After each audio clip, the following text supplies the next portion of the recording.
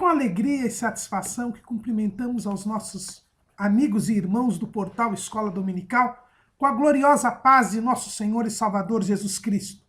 Estamos dando início a mais uma pré-aula, esta ferramenta que o portal Escola Dominical disponibiliza no início da semana para que os irmãos possam melhor preparar a sua aula da Escola Bíblica Dominical.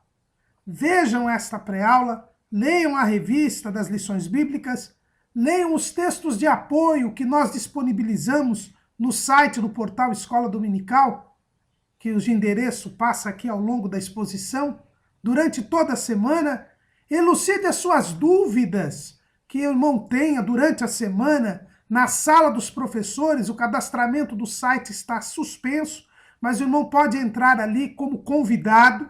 Coloque ali a sua pergunta, se quiser identifique-se na pergunta, e nós estaremos ali elucidando, se possível, as dúvidas que os irmãos tenham. Durante toda a semana também, nas redes sociais, no LinkedIn, no Twitter e no Facebook, o portal Escola Dominical disponibiliza links de outras videoaulas e de outros textos de apoio. E no sábado à noite, às 19 horas, transmitimos ao vivo, diretamente da Assembleia de Deus, Ministério do Belém, na sede aqui em São Paulo, a aula do estudo dos professores da Escola Dominical. Ali, interativamente, o irmão também poderá elucidar as suas últimas dúvidas. Mas não deixe de comparecer à Escola Bíblica Dominical. A Escola Bíblica Dominical, como diz o pastor Antônio Gilberto, é a igreja que, reunida, ensina enquanto evangeliza e evangeliza enquanto ensina. Lembramos também que o irmão deve dar a aula e não colocar vídeos apenas para que outras pessoas deem a aula. O irmão ou a irmã é que foram escolhidos pelo Senhor para ministrar a palavra de Deus na sua igreja local. Neste trimestre, terceiro trimestre de 2014, estamos estudando o tema Fé e Obras, ensinos de Tiago para uma vida cristã autêntica. O comentarista da lição é o pastor Eliezer de Lira e Silva, pastor das Assembleias de Deus em Curitiba, na capital do Paraná, e coordenador do projeto ID, um projeto missionário que ele coordena em Moçambique, o projeto ID em Sinai. E hoje iremos estudar a lição de número 10, o perigo da busca pela autorrealização humana. Nós estamos estudando a Epístola Universal de Tiago e nós estamos adentrando agora ao capítulo 4 e nós iremos estudar hoje os 10 primeiros versículos deste capítulo de número 4.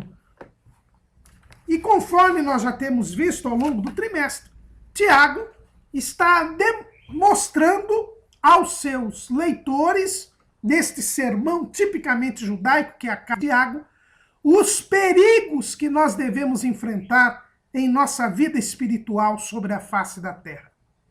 Depois de ter mostrado que a verdadeira fé se mostra pelas obras, Tiago mostra os perigos que rondam o crente durante a sua peregrinação terrena. A vida cristã ela é cheia de provações, ela é cheia de tentações, como nos disse o próprio Tiago logo no início da sua carta. Nós estudamos isso na lição de número 2, que o crente ele é provado por Deus e ele é tentado pelo mundo, pelo diabo e por ele mesmo, pela carne, pela natureza pecaminosa. E Tiago agora, depois de ter mostrado o que é a fé genuína, que é uma fé que se mostra pelas obras, ele está indicando aos seus leitores quais os perigos da vida cristã. E nós já estudamos 2 destes perigos. Nós estudamos na lição de número 8 a língua, que está ali no capítulo número 3, que a língua é um grande perigo para a nossa vida espiritual. E estudamos também na lição passada o segundo perigo, que é a sabedoria terrena, que Tiago chama de sabedoria terrena, animal e diabólica. Agora, como diz o título da nossa lição, nós temos um outro perigo, que é a busca pela autorrealização humana. Na verdade, Este perigo é a conduta pecaminosa, a natureza pecaminosa do homem, que o apóstolo Paulo costuma chamar de carne, em grego sarx. Esta natureza pecaminosa que existe no homem. Em primeiro lugar, de pronto, nós devemos lembrar que esta natureza pecaminosa não se confunde com o nosso corpo. O corpo que Deus fez do pó da terra foi feito por Deus. Portanto, o corpo, ele não é um mal em si mesmo.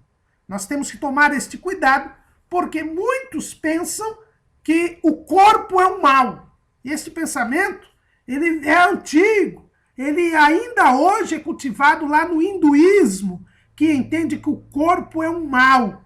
Não é verdade isso. O corpo foi criado por Deus e o próprio Tiago nos ensina lá no capítulo 1, versículo 17, que toda boa dádiva e todo dom perfeito vem do alto, descendo do Pai das luzes, em que não há mudança nem sombra de variação.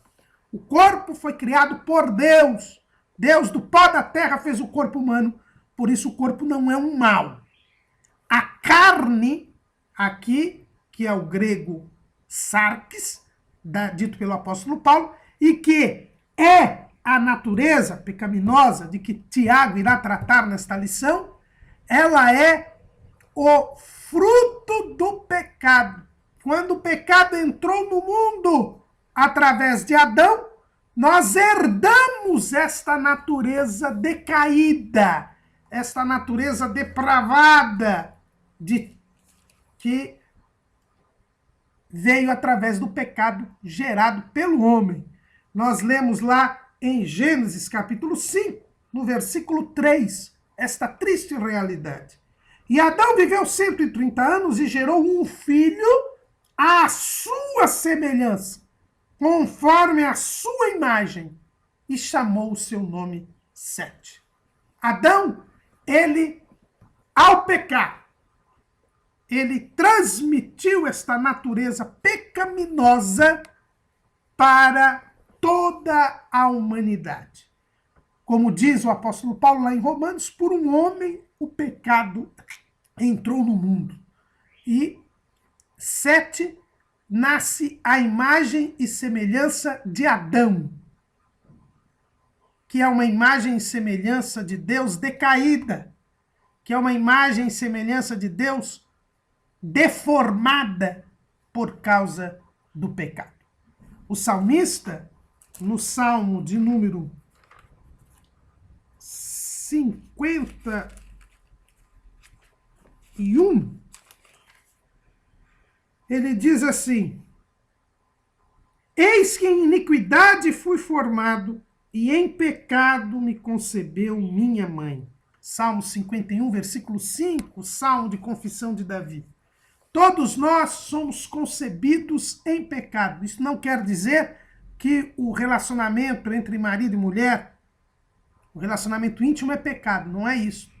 Quer dizer que quando nós somos gerados, nós já herdamos esta natureza pecaminosa, que é a carne.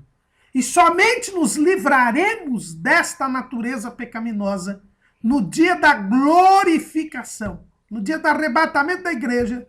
Nós receberemos, então, um corpo glorioso e estaremos livres desta natureza pecaminosa. Mas enquanto não vem a glorificação, enquanto estamos peregrinando nesta terra, nós temos este velho homem, esta natureza pecaminosa em nós.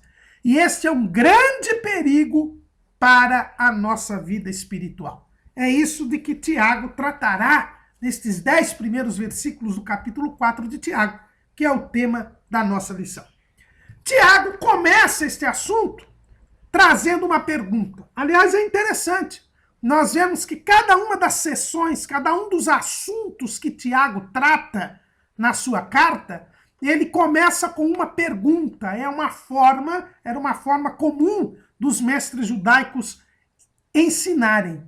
Ele lançava uma pergunta e, diante desta pergunta, ele então respondia. É o que nós vemos, por exemplo, no Talmud, né, que é o segundo livro sagrado do judaísmo, que tem toda a tradição judaica e toda a interpretação dos mestres e os autores da lei a respeito da lei.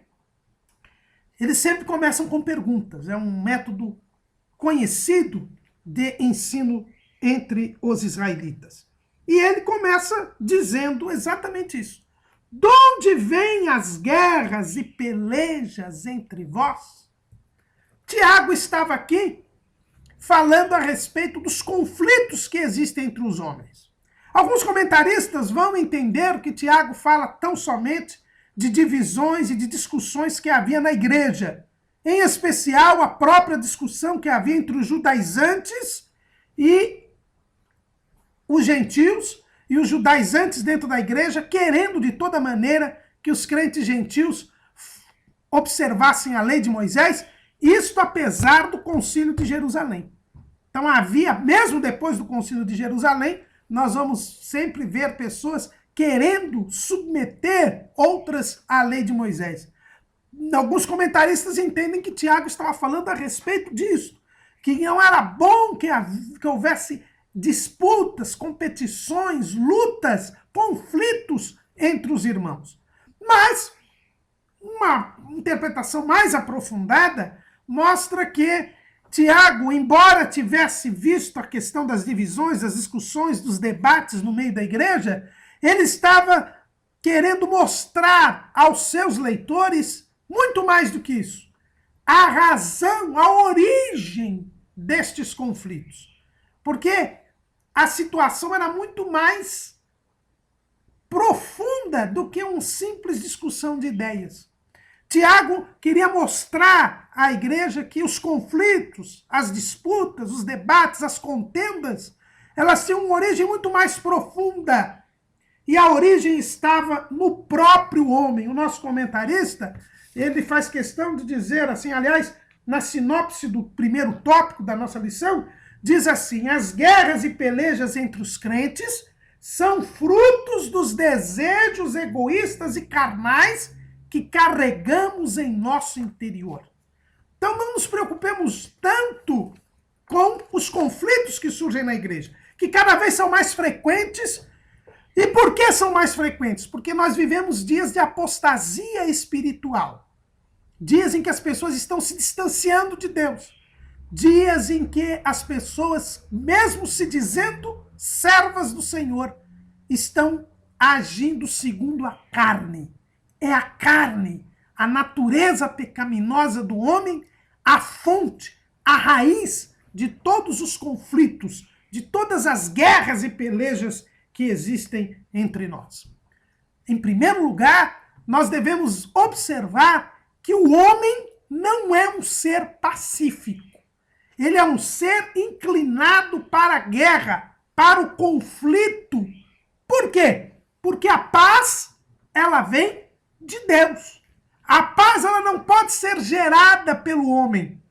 A natureza pecaminosa do homem não permite que o homem gere a paz. A paz, ela vem de Deus. E o próprio Tiago, e nós vimos na aula passada, que diz que a sabedoria que do alto vem, ela é pacífica.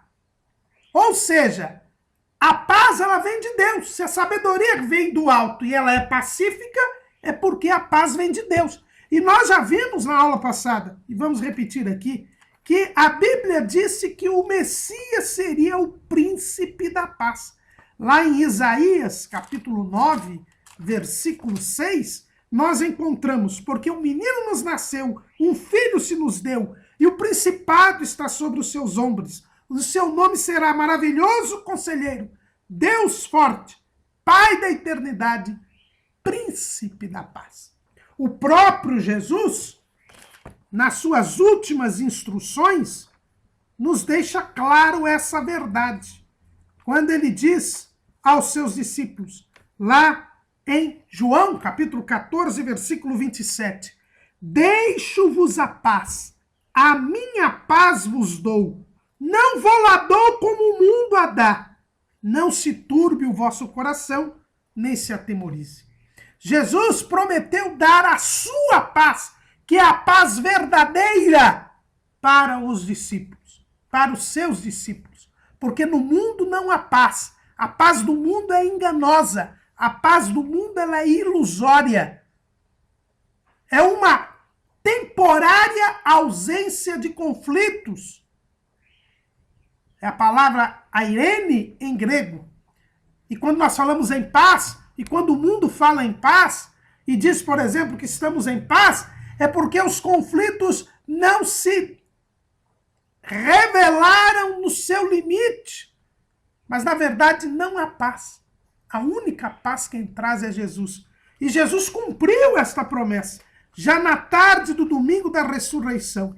Lá em João, capítulo 20, no versículo 19, está escrito: chegada, pois, a tarde daquele dia, o primeiro da semana, e cerradas as portas onde os discípulos, com medo dos judeus, se tinham ajuntado, chegou Jesus e pôs-se no meio, disse-lhes: paz seja convosco.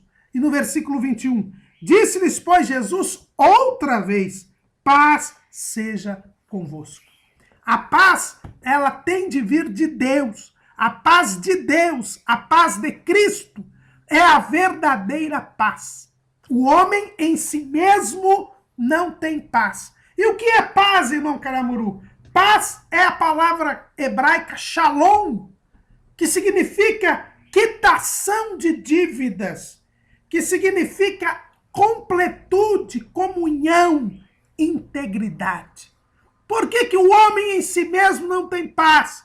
Porque por causa do pecado, ele está separado de Deus. Isaías 59, 2. As nossas iniquidades fazem divisão entre nós e o nosso Deus. E se nós estamos separados de Deus, nós não estamos em comunhão com Ele. Se nós estamos separados de Deus, nós somos incompletos. E se nós somos incompletos, nós não temos paz. Porque a paz é completude. A paz é integração. A paz é quitação de dívidas. E nós, por causa dos nossos pecados, não temos como pagar a dívida que temos para com Deus.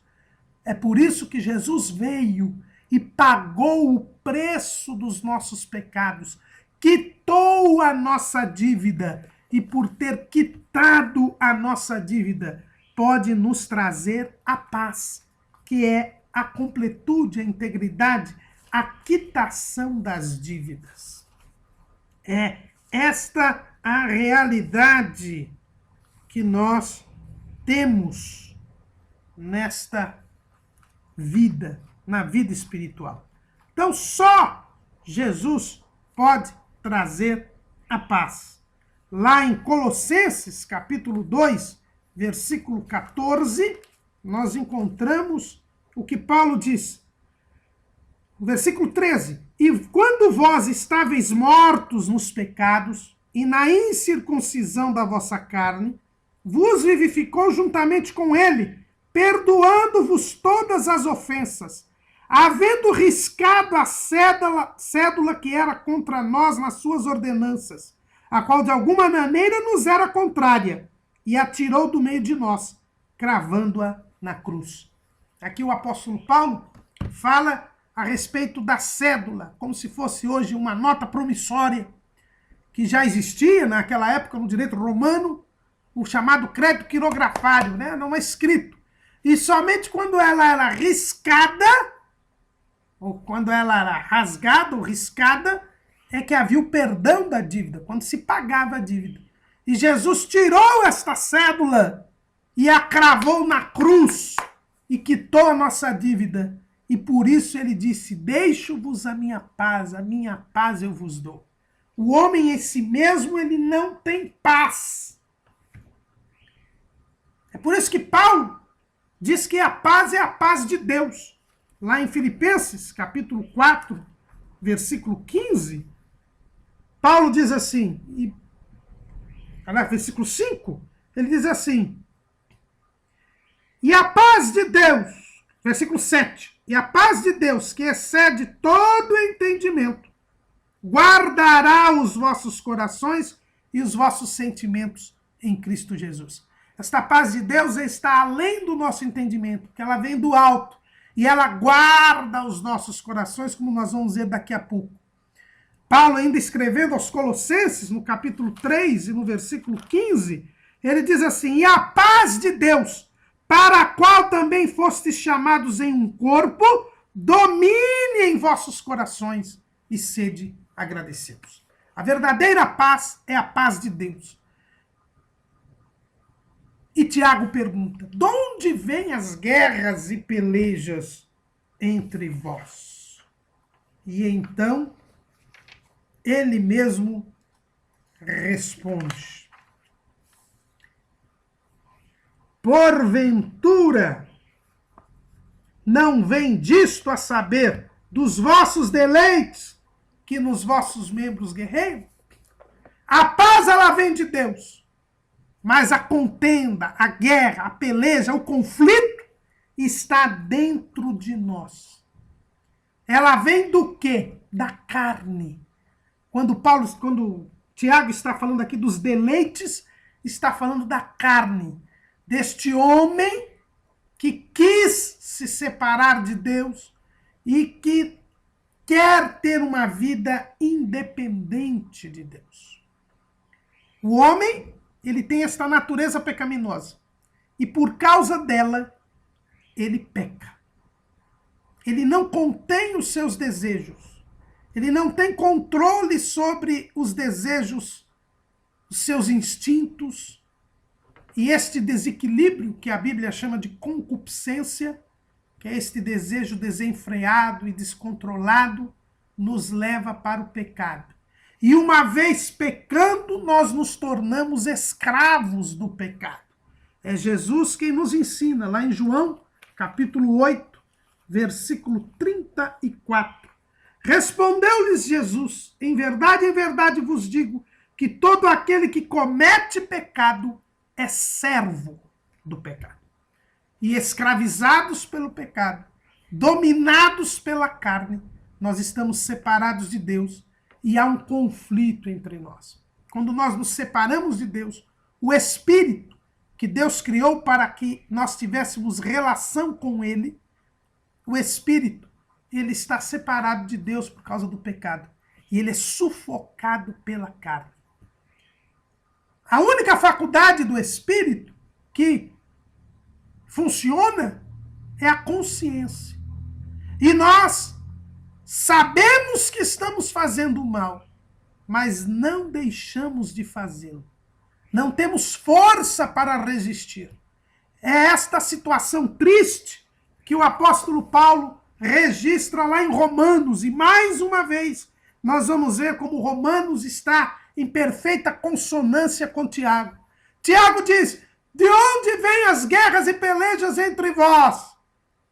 Vem dos vossos deleites, que nos vossos membros guerreiam. E Paulo, no capítulo 7 de Romanos, os irmãos leiam todo o capítulo, ele mostra este drama do homem que está sob o domínio da carne, do homem que está sob o domínio do pecado.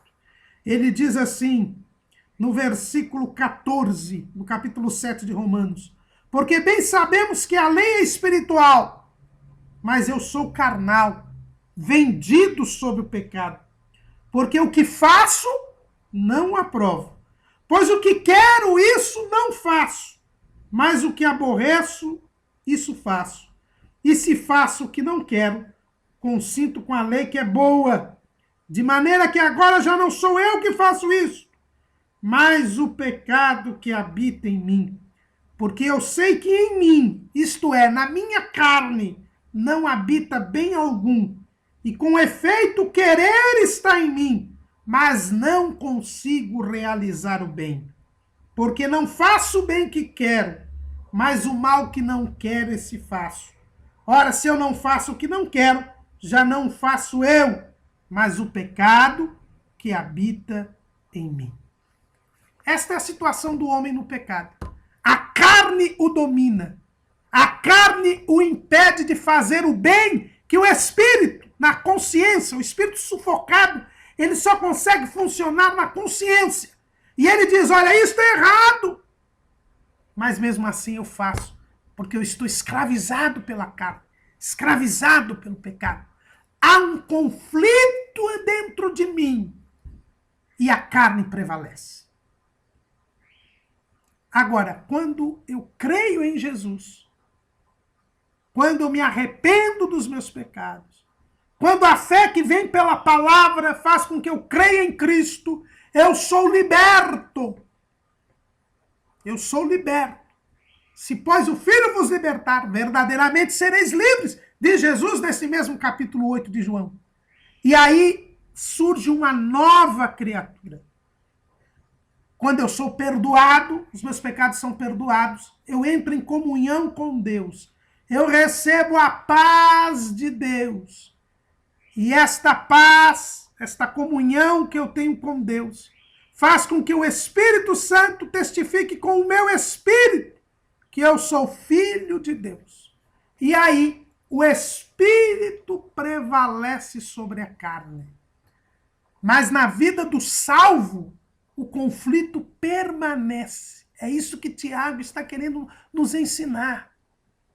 Irmãos, quando eu sou liberto do pecado, e o meu saudoso professor da escola dominical, o professor Manuel de Lima e Silva, ele sempre nos ensinava algo que ele havia aprendido também do saudoso pastor João de Oliveira, um dos grandes nomes das Assembleias de Deus. João de Oliveira dizia que nós somos salvos, em primeiro lugar, do poder do pecado. Se, pois, o Filho vos libertar, verdadeiramente sereis livres. Nós somos salvos do poder do pecado.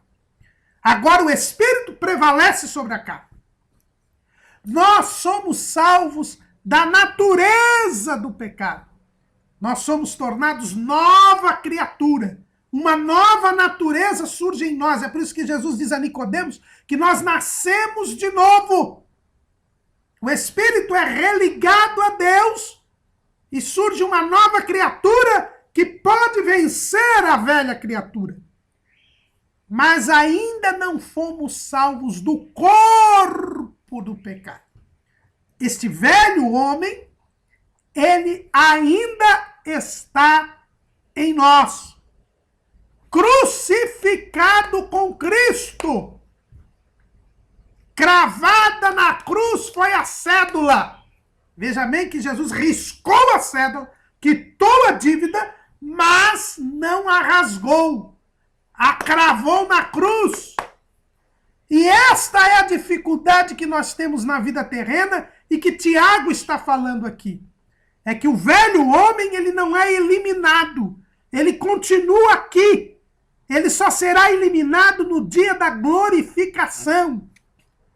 E é dele que vêm as guerras e pelejas entre nós. Então, este conflito entre a carne e o espírito, que Paulo fala lá em Gálatas, no capítulo 5. Lá em Gálatas, capítulo 5, versículo 16, Paulo diz assim: digo, porém, andai em espírito, e não cumprireis a concupiscência da carne, porque a carne cobiça contra o espírito, e o espírito contra a carne, e estes opõem-se um ao outro, para que não façais o que quereis. Esta carne, este velho homem, ele é cravado na cruz, mas ele não é eliminado. É por isso que o homem no pecado, ele tem um conflito entre a carne e o espírito, mas o espírito está sufocado. Ele só pode agir na consciência. Mas o homem vendido sob o pecado, embora ele saiba que está errando, ele erra. Ele não tem como não errar. Agora, quando nós cremos em Jesus, a paz de Deus vem até nós, nós entramos em comunhão com o Senhor, e a paz de Deus, ela domina os nossos corações. Esta comunhão faz com que nós tenhamos os corações guardados, como disse Paulo em Filipenses, que nós tenhamos os nossos corações dominados, conforme diz Paulo em Colossenses, e por isso nós podemos não pecar, porque estamos livres do pecado, mas nós temos que manter o velho homem crucificado, porque se nós deixarmos este velho homem, descer da cruz, nós veremos pecar novamente. É por isso que o homem salvo, ele tem um conflito muito mais intenso do que o homem do pecado. Você já percebeu, meu irmão, minha irmã, que as pessoas no pecado mentem com facilidade, prostituem-se com facilidade, enquanto que o crente, ele mente, pode até se prostituir, mas ele resiste a este pecado. Por quê? Porque dentro dele o conflito é mais intenso. O homem no pecado, o espírito está sufocado, sem condições de resistir. Mas no homem salvo, o espírito está em comunhão com Deus e ele pode prevalecer contra a carne. E a carne luta, estimulada inclusive pelo mundo, pelo diabo. A carne tenta descer da cruz e muitas vezes consegue fazê-lo. É aí que o crente peca. Por isso que o conflito dentro do salvo é um conflito ainda maior. Quando Tiago fala a respeito disso, certamente ele se baseia em algo que era muito conhecido dos judeus. Os mestres judaicos, notadamente depois do exílio, começaram a desenvolver a teologia das duas inclinações. A inclinação para o mal e a inclinação para o bem. A inclinação para o bem que eles chamam de Yetzer Tov. E a inclinação para o mal que eles chamam de Yetzer Hara. E eles diziam que há dentro do homem esta luta entre o bem e o mal. É isso que Tiago está nos dizendo. Existe dentro do crente uma luta entre o velho homem, a carne e a nova criatura, o homem salvo. É por isso que Paulo, escrevendo aos Gálatas, no capítulo de número 6, ele diz a respeito da nova criatura. Mas ele fala assim, olha, que o importa é que vocês sejam, lá capítulo 6, versículo 15, porque em Cristo Jesus nem a circuncisão nem a incircuncisão tem virtude alguma, mas sim o ser uma nova criatura. Ser uma nova criatura é vencer o conflito com a carne, é manter a carne crucificada com Cristo. É o que Paulo diz que fazia, lá em Gálatas 2:20. Já estou crucificado com Cristo, e vivo não mais eu, mas Cristo vive em mim. E a vida que agora vivo na carne, vivo na fé do Filho de Deus, o qual me amou e se entregou a si mesmo por mim. Paulo diz que o crente, ele não pode mais viver para si. Este eu é a carne. É por isso que a nossa lição fala da autorrealização humana. Quando eu vivo para mim, quando eu prevalece na minha vida e não Cristo, é porque a carne está prevalecendo. Este eu, este ego, é a carne, o velho homem que tem que estar crucificado para que nós alcancemos a salvação. Nós temos que manter a nossa carne crucificada com Cristo. Lá em Gálatas 5:24, Paulo diz, e os que são de Cristo crucificaram a carne com as suas paixões e concupiscências. Não é possível nós chegarmos ao céu sem crucificar o eu, sem crucificar a carne. Esta é uma realidade. Não podemos, irmãos, de maneira nenhuma, deixar que o eu prevaleça. É por isso que Jesus disse que para segui-lo, nós precisamos negar a nós mesmos. Lá em Mateus, capítulo 16, versículo 24, Jesus diz, Então disse Jesus aos seus discípulos: se alguém quiser vir após mim, renuncie-se a si mesmo, tome sobre si a sua cruz e siga-me. Esse renunciar a si próprio, este negar a si mesmo, esta abnegação, ela é a crucificação da carne. Paulo diz: não mais vivo eu, mas Cristo vive em mim. Eu não posso, de maneira nenhuma, dar vazão a mim, dar vazão à carne, ao velho homem. Porque se eu fizer isto, eu perderei a minha salvação. Este é o grande perigo que nós temos na vida espiritual. É darmos vazão à carne. E se dermos vazão à carne, se deixarmos que a carne desça da cruz, nós perderemos a salvação. Lembremos de Jesus. A multidão incitada pelo diabo, pelos demônios, dizia para Jesus: se tu és o Salvador, salva-te a ti mesmo. Desce da cruz e creremos em ti. É esta proposta que o diabo sempre traz ao homem. Desça da cruz. Se nós descermos da cruz, nós perderemos a salvação. Se Jesus descesse da cruz, e ele poderia fazê-lo, pois ele é o Filho de Deus, jamais seríamos redimidos. Jamais a morte e o pecado seriam vencidos. E é isto que Tiago nos ensina. Olha, cuidado com a carne.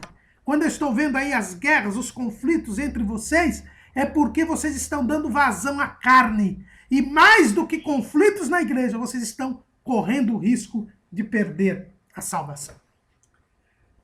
Quando nós deixamos dar vazão à carne, surgem algumas coisas. É o que Tiago escreve lá em Tiago 4:2. Cobiçais e nada tendes, sois invejosos e cobiçosos e não podeis alcançar. Combateis e guerreais e nada tendes, porque não pedis. Pedis e não recebeis, porque pedis mal, para o gastardes em vossos deleites. Quando nós deixamos de crucificar a carne, quando nós permitimos que o velho homem desça da cruz, em primeiro lugar, surge a cobiça. A cobiça, este desejo intenso, esse desejo ardente, que é a concupiscência, esse desejo descontrolado, que nos escraviza no pecado, como nós já vimos aqui, ela somente surge quando nós nos deixamos vencer pela carne. Quando nós deixamos de crucificar o nosso eu. Quando o eu prevalece, quando o nosso ego prevalece, então nós, em primeiro lugar, a primeira característica, a primeira atitude, e lembramos sempre que Tiago, ele mostra que as atitudes, o comportamento, a conduta, revelam o nosso interior. A primeira conduta que nós temos é a concupiscência, a cobiça desenfreada. E diz ele, cobiçais e nada tendes. Quando nós nos deixamos vencer pela carne, nós passamos a buscar as coisas desta vida. Procuramos nos satisfazer. Por quê? Porque a carne tem seus desejos incontrolados. E nós então, se deixamos nos vencer pela carne, nós passamos a querer satisfazer estes desejos. Mas a carne, ela é insaciável. E o homem se torna um perene, um permanente insatisfeito. É o que nós vemos hoje. Os homens são insatisfeitos. Por quê? Porque eles estão dominados pela carne. A carne, ela sempre quer mais e mais satisfação, mais e mais prazer. E nada daquilo satisfaz. Ele vai à prostituição, à volúpia, à imoralidade sexual. E a perversão sexual é cada vez maior, porque ele nunca se satisfaz. Ele nunca se satisfaz. Ele bebe, bebe, bebe, Ele nunca se satisfaz. Ele é glutão. Ele come, come, come. Ele nunca se satisfaz. Não há controle nos instintos. Ele se droga. Ele busca ter alucinações cada vez mais, porque ele nunca se satisfaz. Ele corre atrás de dinheiro. Ele é ganancioso. Quanto mais ele tem, mais ele quer, porque ele nunca se satisfaz. É a cobiça, é a concupiscência que nos leva ao pecado e à morte, à destruição. Tiago já disse isso, nós já estudamos aqui, capítulo 1, versículo 14. Mas cada um é tentado quando atraído e engodado pela sua própria concupiscência. Depois, havendo a concupiscência concebido, dá à luz o pecado. E o pecado, sendo consumado, gera a morte. Este homem que corre atrás desenfreadamente dos prazeres, que se gasta nos deleites, como diz Tiago, dominado que está pela carne, ele cobiça tudo e não tem nada. E aqui nós lembramos daquele adágio popular: quem tudo quer, nada tem. Um adágio popular com fundo bíblico, respaldado pelas palavras de Tiago. O insatisfeito, embora tenha muita coisa, ele não tem nada, porque ele não se satisfaz com o que tem e sempre busca o que não tem. É um homem vazio. E isso, irmãos, é evidente, porque já dizia o grande psicoterapeuta Viktor Frankl, um judeu, que dentro do homem há um vazio do tamanho de Deus. E só Deus, que é o ser supremo, pode preencher este vazio. E o homem, ao buscar a sua satisfação fora de Deus, ele está sempre vazio. Porque nada pode preencher esse vazio do tamanho de Deus, a não ser o próprio Deus. Ele é um homem vão. E é por isso que ele não produz as obras da fé. Ele só vai produzir as obras da carne. Tiago já tinha dito isso no capítulo 2, versículo 20. Mas, ó homem vão, queres tu saber que a fé sem as obras é morta? O homem vão, o homem vazio, é aquele que busca sua satisfação nas coisas desta vida, porque é levado pela carne, que é uma eterna insatisfeita. E neste mundo, tudo é vaidade. Já dizia Salomão, lá no livro de Eclesiastes. E se tudo é vaidade, tudo é vazio, o homem continuará vazio, porque nada lhe satisfará. A primeira característica de quem se deixa vencer pela carne é a cobiça, a concupiscência. Se nós estamos desenfreadamente buscando a satisfação nos prazeres deste mundo, se nós somos insatisfeitos, devemos parar e voltar a nos arrepender dos pecados e voltar a pedir misericórdia a Deus, porque não somos verdadeiramente salvos, mas sim homens carnais, homens dominados pelo pecado. Mas existe uma outra característica que Tiago diz que possui aquele que se deixa vencer pela carne. É a inveja. Nós vamos falar sucintamente aqui, porque na aula passada nós já falamos a respeito da inveja. Né? Porque a sabedoria terrena, animal e diabólica, ela é fomentada pela amarga inveja. Como o homem ele é insatisfeito, como o homem ele não consegue se satisfazer, ele passa a querer o mal do próximo. Porque ele passa a enxergar no próximo alguém que é satisfeito. Às vezes a pessoa nem está satisfeita. Às vezes a pessoa teve um sucesso, mas ela não tem a satisfação também.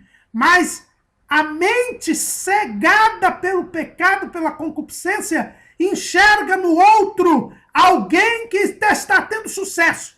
E como eu não posso alcançar o sucesso, eu quero que ele também caia no mesmo abismo que eu estou. Isso é inveja. Porque quando o eu prevalece, irmãos, o individualismo prevalece. O eu só pensa nele mesmo. Ele quer que os outros se explodam, que os outros sejam destruídos, porque ele só pensa em si mesmo. É o problema da autorrealização humana. E neste ponto, nós vemos que aí o conflito que era interno, quando a carne prevalece, ela se torna um conflito externo, porque eu vou querer o mal do meu próximo. Eu vou querer que ele seja apenas um instrumento para a minha satisfação. Eu não vou vê-lo como imagem e semelhança de Deus. Eu não vou vê-lo como irmão. Já que eu não alcanço a minha satisfação, eu quero que ele seja destruído, que ele se frustre, que ele tenha o mal sobre ele. O reverendo Hernandes Dias Lopes, no seu comentário de Tiago, que nós colocamos aí no nosso esboço, ele diz assim que a essência do pecado é o egoísmo. O egoísmo, eu pensar em mim mesmo apenas. Por isso que a fraternidade desaparece. Uma das coisas que a paz de Deus nos traz é a fraternidade. É a consciência de que nós fazemos parte de um corpo, o corpo de Cristo, e que nós dependemos uns dos outros, que somos parte uns dos outros. Lá em Colossenses 3:15 ele dizia: a paz de Deus, para a qual também fostes chamados em um corpo. Então, quando nós temos a paz de Deus, nós temos consciência de que somos membros de um corpo e que precisamos uns dos outros e que precisamos nos ajudar uns aos outros. Esta paz de Deus nos traz a fraternidade, o amor fraternal. Mas a carne, ela traz a competição, ela traz o egoísmo, ela traz o individualismo. E cada um se transforma em lobo do outro. Como dizia o filósofo inglês Thomas Hobbes, que o homem é o lobo do homem.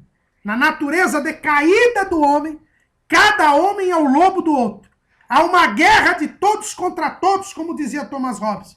Porque ninguém pensa em ninguém, só pensa em si. E quer que o outro seja destruído. É o ódio, a desavença, a ira, a peleja, a dissensão, que são obras da carne, como Paulo escreve lá em Gálatas, capítulo 5, os versículos 19 a 21. A característica, então, daquele que se deixa vencer pela carne é que ele é cobiçoso e ele é invejoso. Mas tem um outro problema. Quando nós nos deixamos vencer pela carne, além de cobiçosos e invejosos, nós prejudicamos sobremaneira o nosso relacionamento com Deus. Por quê? Porque, em primeiro lugar, nós passamos a buscar desenfreadamente as coisas desta vida. Nós deixamos Deus de lado. É o que nós já chamamos aqui numa aula anterior do ateísmo prático. Nós vivemos como Deus não existisse. Nós proclamamos a nossa independência para com Deus. Quando nós nos deixamos vencer pela carne, nós cremos na mentira de Satanás e achamos que somos iguais a Deus e não precisamos de Deus. É esta vida horizontal que nós passamos a viver. Tiago diz, olha, vocês não podem se deixar vencer pela carne, porque se vocês se deixarem vencer pela carne, vocês vão desconsiderar Deus, vão querer viver sem Deus. E Jesus já disse, sem mim, nada podeis fazer. E qual é a principal característica do ateísmo prático? Tiago diz, combateis e guerreais, e nada tendes, porque não pedis. O ateísmo prático, a busca desempreada das coisas desta vida, o desprezo de Deus, nos leva a não orar. Nós não oramos mais. Nós não pedimos mais a Deus. Nós achamos que podemos resolver os nossos problemas por conta própria. Que Deus é muito grande para se preocupar com isso. Nós não pedimos nem consultamos a Deus para fazer as coisas. Só nos momentos de muita dificuldade. Quando tudo estiver fracassado, aí nós nos lembramos de Deus. Quantas pessoas não são assim? Depois que pelejou com uma doença, com uma enfermidade, quando o médico diz, não tem o que fazer, aí ele vai orar, aí ele vai pedir oração. Quando nós tomamos alguma decisão e essa decisão foi errada e depois que tudo se enrolou, quando não tem mais saída, aí nós oramos, aí nós pedimos oração. Isto é um comportamento de quem se deixou vencer pela carne, por quem acha que pode fazer as coisas sem Deus. E muitos crentes, irmãos, chamam alguns irmãos de fanáticos, supersticiosos, porque eles pedem tudo para Deus. Porque eles pedem oração por tudo. Porque eles oram por todas as coisas. E essas pessoas dizem, e essas pessoas ignorantes, atrasada. Atrasada e ignorante é você que fala isso. Porque sem Jesus nada nós podemos fazer. Nós vivemos num mundo hoje de avanço tecnológico, nós vivemos num mundo hoje de multiplicação da ciência, onde o homem se acha, como dizem os adolescentes e jovens hoje em dia. Essa coisa de Deus é para o culto. Essa coisa de Deus é para a vida privada. Não. Nós temos e dependemos integralmente de Deus. E não podemos ter esse sentimento de autossuficiência. Não podemos fazer como os discípulos fizeram na tempestade do Mar da Galileia. Nós todos conhecemos a história. A tempestade veio, Jesus dormia no barco e os discípulos se esgotaram sem acordar o mestre.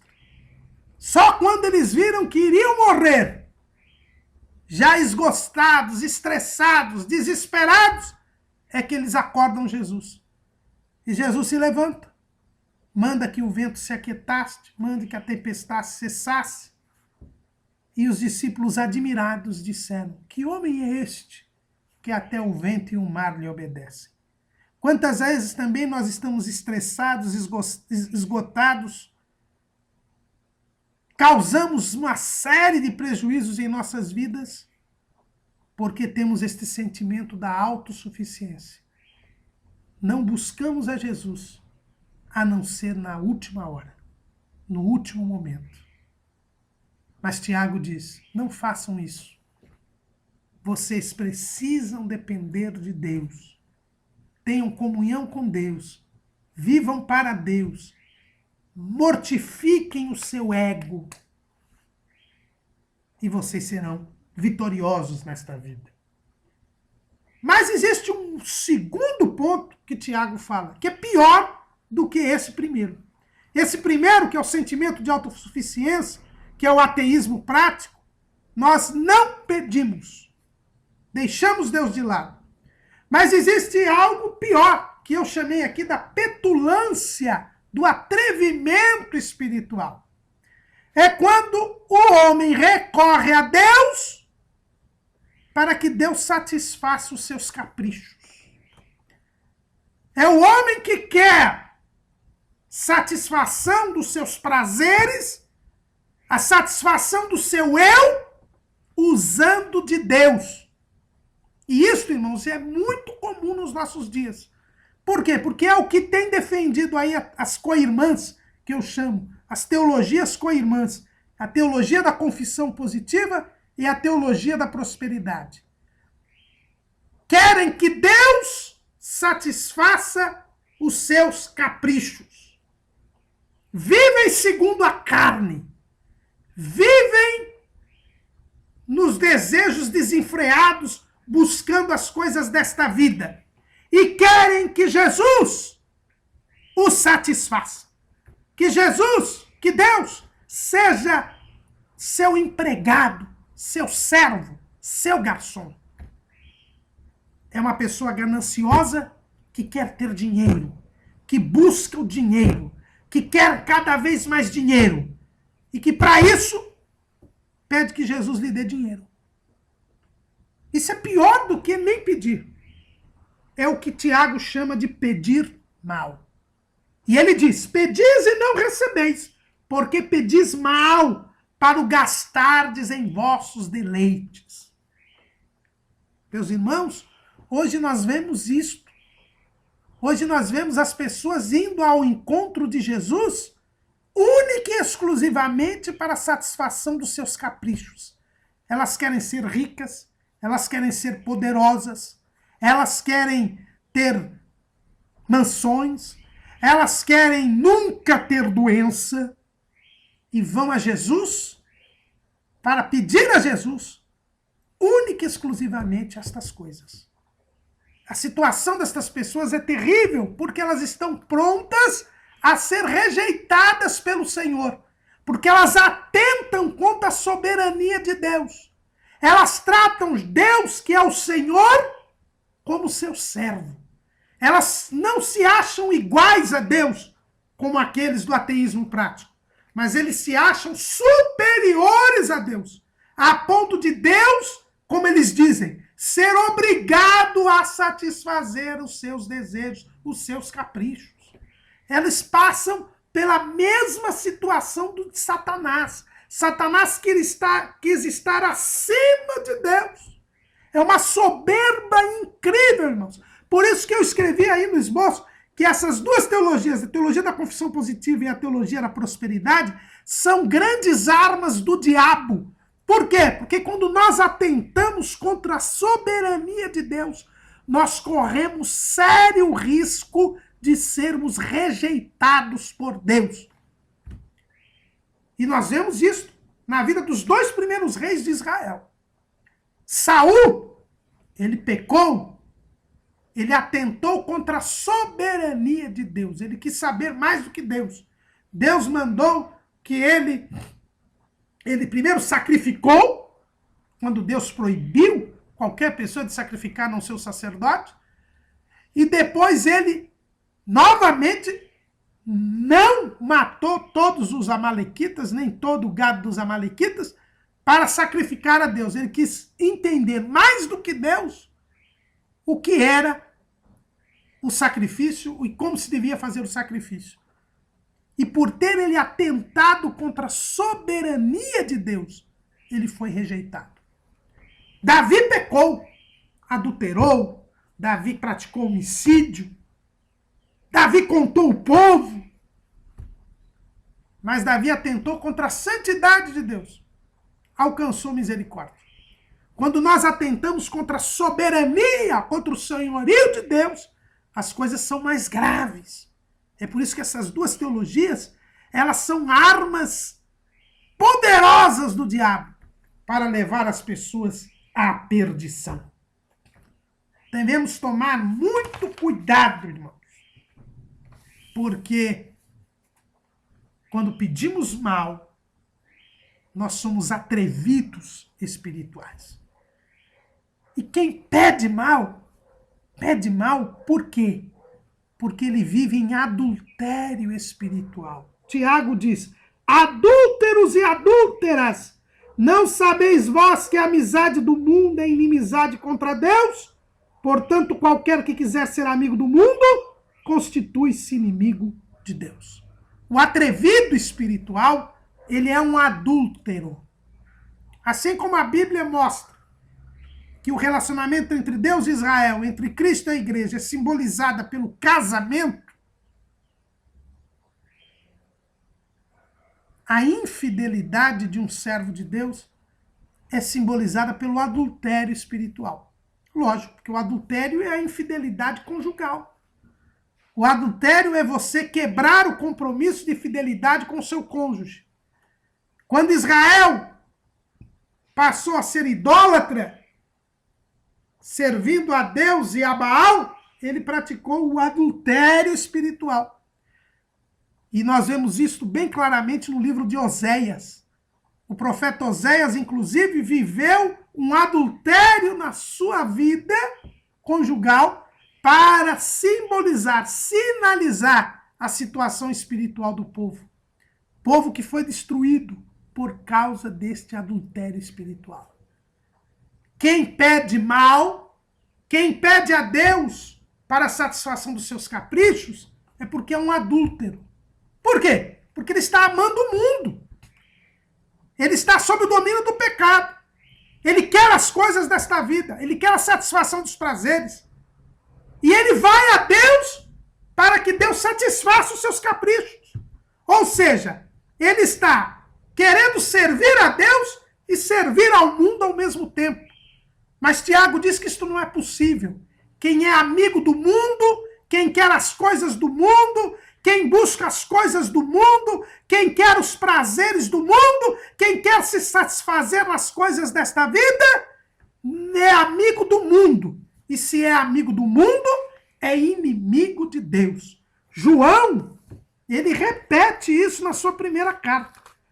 1 de João, capítulo 2, versículo 15. Não ameis o mundo, nem o que no mundo há. Se alguém ama o mundo, o amor do Pai não está nele. E hoje nós temos muitas pessoas assim, irmão, que querem, como diz o povo, acender uma vela para Deus e outra para o diabo. Que querem servir a Deus se desfrutando dos prazeres da carne. Isso não é possível. Tiago diz que isso é adultério espiritual. E o adúltero destrói o seu casamento. O adúltero, ele destrói a sua vida espiritual. O adúltero, ele ama o mundo e por isso o amor do Pai não está nele. Ora, se ele recebeu quando foi salvo, ele recebeu o amor de Deus, é porque agora o amor de Deus foi retirado dele. Ele perdeu a comunhão com Deus. Tomemos cuidado com isso. Irmãos, quem age desta maneira está fazendo o contrário do que fez Jesus. Lá em Gênesis 3:15, quando foi apresentado pela primeira vez o Evangelho, o próprio Deus disse: porém inimizade entre ti e a mulher, e entre a tua semente e a sua semente. Essa te ferirá a cabeça e tu lhe ferirás o calcanhar. Jesus veio para trazer inimizade entre nós, o mundo, o diabo e a carne. Agora, se você pede mal, se você é um atrevido espiritual, se você quer satisfazer a carne usando de Deus, você está fazendo o contrário. Você está criando a amizade com o mundo. E Jesus veio desfazer as obras do diabo. E se você está fazendo o contrário do que está fazendo Jesus, você certamente está do lado contrário. Como eu não... O que eu devo fazer, então, para não ser vencido pela carne? Para que eu não me torne cobiçoso e invejoso, para que eu não me torne um autossuficiente, para que eu não me torne um atrevido espiritual. Tiago diz que nós devemos nos humilhar. A humilhação é o segredo para que nós não corramos o risco de perder a salvação pela prevalência da carne, pela nossa natureza pecaminosa. E aí nós nos lembramos do hino 126 da harpa cristã, que é da autoria de Frida Wingren, quando ela diz o seguinte, na terceira estrofe: às alturas santas ninguém voa sem as asas da humilhação. A humilhação é o caminho para nós impedirmos este perigo que Tiago está a dizer aqui, que é o perigo da natureza pecaminosa, da prevalência do ego,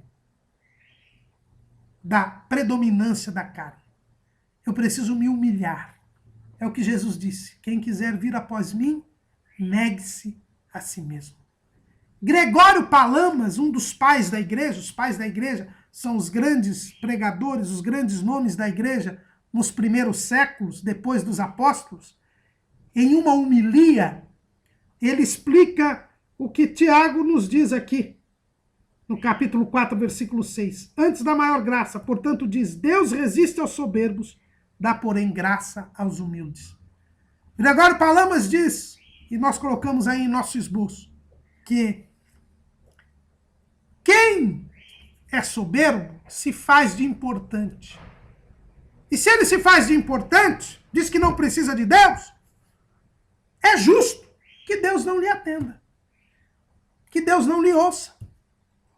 Agora, quem se humilha, quem admite que é menos do que nada, porque é isso que nós somos, menos do que nada. Está lá escrito em Isaías, capítulo 40, versículo 17. Todas as nações são como nada perante ele. Ele considera-as menos do que nada e como uma coisa vã. No capítulo 41, versículo 24, Isaías repete: Eis que sois menos do que nada, e a vossa obra é menos do que nada. Abominação é quem vos escolhe. Quando nós reconhecemos que somos menos do que nada, que sem Jesus nada podemos fazer, quando nós nos humilhamos, aí o Espírito Santo, aí Deus nos dá graça. Porque diz Gregório Palamas, quando nós dizemos que não somos nada, somos menos do que nada, aí é justo que o Senhor venha ao nosso auxílio, venha nos socorrer. É assim que funciona a justiça de Deus. E não devemos ter medo de nos humilhar, irmãos. Não devemos ter medo de nos humilhar, porque Deus nos ama. E Tiago diz: Ou cuidais vós que em vão, diz a Escritura, o Espírito que em nós habita tem ciúmes? Quando ele diz que o Espírito tem ciúmes, diz o comentarista da Bíblia de Jerusalém, que esse ciúme do Espírito é o excesso do amor, é o limite. Champlin, na sua obra Novo Testamento, versículo por versículo, nós colocamos aí em nosso esboço, ele diz que o Espírito, Deus nos ama ao ponto do ciúme. E este ciúme, este zelo, nos leva a ser protegidos por Ele, nos leva a ser cuidados por Ele. E nós sabemos que Deus só quer o bem e só pode nos dar o bem. Então nós devemos renunciar a nós mesmos e confiar em Deus, em fazer a vontade de Deus. E quando nós nos anulamos e mantemos o nosso eu crucificado com Cristo e vivemos a nossa vida na fé do Filho de Deus, confiando em Deus, fazendo o que Ele manda, obedecendo a sua palavra, sempre o melhor para nós acontecerá. Por quê? Porque Ele dá graça, Ele dá uma ajuda gratuita. Diz aí o comentário Moody do livro, o comentário bíblico Moody do livro de Tiago, nós colocamos aí que quando nós nos humilhamos, quando nós nos anulamos, Deus tem prazer em nos ajudar, em estender a sua mão de misericórdia, em dar aquilo que não merecemos e em não dar aquilo que merecemos, e nós então prosseguimos para o céu. Podemos tomar a nossa cruz. Esta é a humilhação que Jesus fez, que sai descendo em forma de Deus, não teve por usurpação ser igual a Deus, mas tomando a forma de servo, humilhou-se a si mesmo, e humilhou-se até a morte, morte de cruz. É por isso que Jesus diz: quem quiser vir após mim, renuncie a si mesmo. Tome a sua cruz, que é a humilhação, e me siga.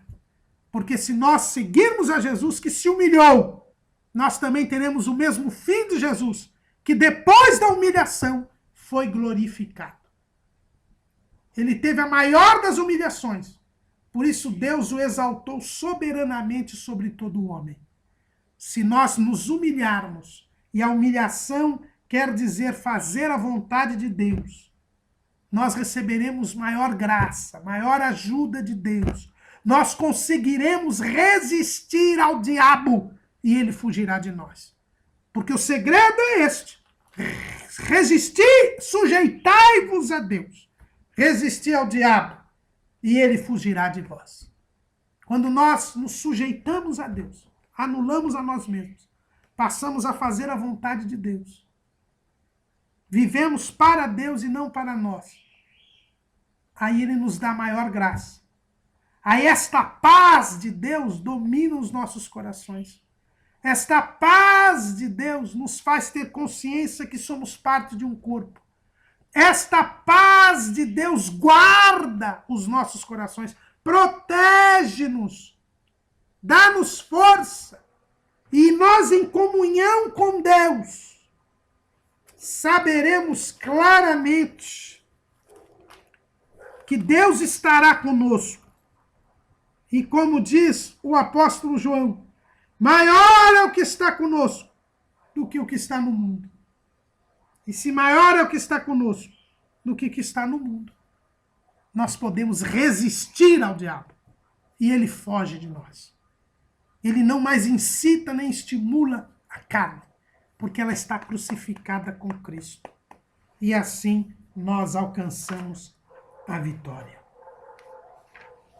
Mas quando nós passamos a nos sujeitar a Deus, quando nós passamos a fazer a vontade de Deus, nós nos aproximamos dele. É a santificação. Chegai-vos a Deus e ele se chegará a vós, diz Tiago. Mas para chegarmos a Deus, nós precisamos, em primeiro lugar, não praticar adultério espiritual. Limpar as nossas mãos. Ele diz, alimpai as mãos, pecadores. Devemos nos purificar. E nós nos purificamos pela palavra de Deus, pela oração, pelo temor do Senhor e pela participação digna na ceia do Senhor. Quando nós nos aproximamos para Deus, Deus se aproxima de nós, porque Ele nos ama. Por isso que devemos nos humilhar. Porque quando nós damos um passo em direção a Deus, Deus também dá um passo em direção a nós. Mas para isto, em primeiro lugar, devemos limpar as nossas mãos. Devemos purificar as nossas obras. Devemos nos santificar. Pois sem a santificação ninguém verá o Senhor. Para isso, meditemos na palavra. Para isso, tenhamos uma vida de oração. Para isso, obedeçamos a Deus, sejamos reverentes a Ele e à sua voz. E participemos dignamente da ceia do Senhor. Porque a ceia do Senhor, irmãos, as duas ordenanças de Jesus, o batismo nas águas e a ceia do Senhor, revelam esta realidade espiritual que Tiago está dizendo. No batismo das águas, nós somos sepultados, como diz Paulo em Romanos 6. Ou seja, o eu morre. E nós ressuscitamos com Cristo. A nova criatura prevalece. Então, o batismo nos revela a realidade de sermos nova criatura. O eu tem que estar sepultado, crucificado com Cristo. E a ceia do Senhor, ela revela esta comunhão que nós temos.